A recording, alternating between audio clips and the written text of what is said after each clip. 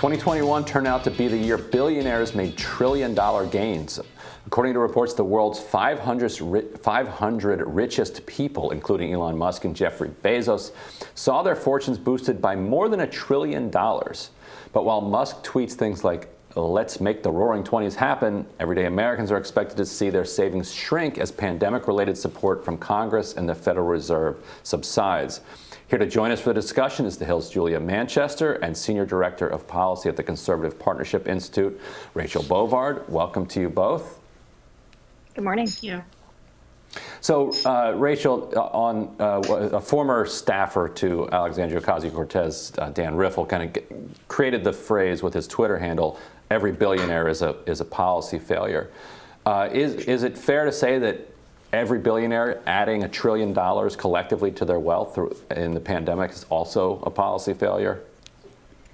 I think when we look back on this, that is going to be the story we regret the most, because what we have learned, going on year 3 of this pandemic is that if you were already wealthy, or even if you were just upper middle class and could sit at home on your laptop and get your food delivered, by DoorDash and your Amazon packages dropped in front of your door, this pandemic was great for you. You really had no tremendous hardship other than, your kids potentially being home at school or, home from school.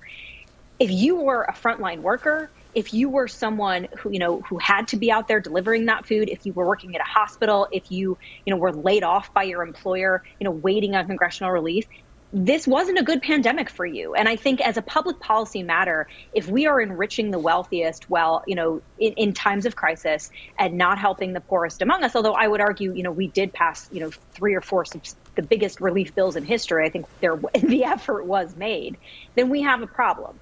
And so I think that's going to be the story when we look back on this. And I think that's going to be one that, economists are going to look at for a long time and say, let's not repeat this.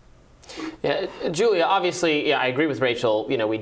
Congress did passed a lot of money, a lot of relief money for the common man. Maybe it wasn't good enough. Maybe it wasn't sufficient to meet the pandemic and the misery it created. Do you think there's going to be more legislative efforts on the Democratic side? Because Ryan's right. There's so much discussion, especially in sort of elite progressive or very to the left, very liberal circles about how billionaires being a policy failure, this vast inequality, so on.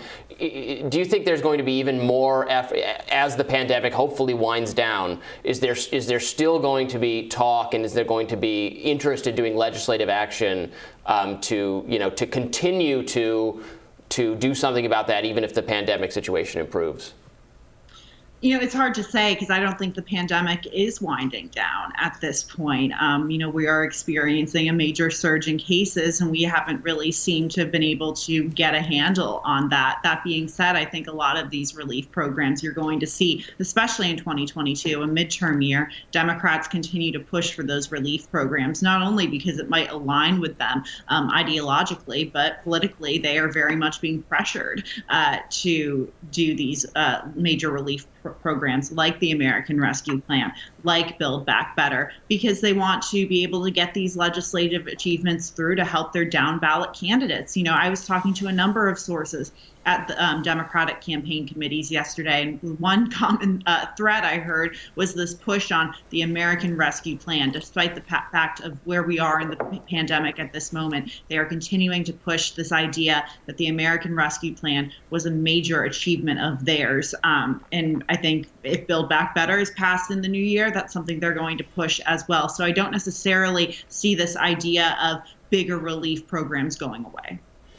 And Rachel, I see some similarities here to the bailout during the financial crisis. I'm curious for your take on this, in the sense that in both situations, the crisis was met by kind of recapitalizing the wealthiest people. And the CARES Act was bipartisan, everyone from Trump to Bernie Sanders behind it. But there were people on the left who were saying, look, the way that this is designed is a gigantic giveaway to the rich and to corporate America. Mm-hmm. And yes, it is going to help people. The unemployment, it was necessary to do something. But the thing that they did, and ended up doing what people on the left predicted, which is, recapitalize a wealthy class that hadn't actually experienced any crisis at that point. Yeah. No, I think the point about similarities is a good one, because it, again, you have this sense of crisis where the metrics that are being put in front of Congress aren't necessarily kind of, what lower income Americans are dealing with. It is, what is the stock market doing? It is, what are our wealthy donors doing? What is the economy writ large doing? And we know a lot of those factors sort of are meta, Wall Street factors that sort of exclude a lot of people that don't participate in that. And I think that's exactly what's going on here. In that crisis moment, that's how people are responding. And just like in the financial crisis, you are sort of putting a Band-Aid over one sector of the economy and then patting yourself on the back for fixing the whole thing, when we know that just isn't the case. And I think, moreover, with what happened with the financial crisis, none of those systemic problems were fixed. No one was held accountable. And in fact, I think people can credibly argue at this point that we made a lot of those problems worse within the government and outside of it. The moral hazard we created there, for the biggest Wall Street banks will never go away. In this case, I think you've just created much even more of a tiered system, in America, where again, the richest among us got richer, and the poorest are just reverting back. While I think they were plussed up a little bit by the relief packages, they're regressing back to that sort of precarious, fragile way of living. We have not actually solved any of the systemic fractures in our economy. Now, I would argue that the pandemic relief wasn't the role for that, right? You were trying to just get money out the door. But I think the project for us going forward is to say, how do you fix those problems systemically? I think the difference between Republicans and Democrats in this moment is that Democrats wanted to use the crisis to do just that, where Republicans are saying, no, we should actually be, if we're going to remake the economy, we shouldn't do it in a crisis, we should do it after. But I think the fault lines here are very clear going forward. Yeah. Thank you guys so much. We appreciate you joining us. Thanks, guys. Thank you. We'll have more Rising right after this.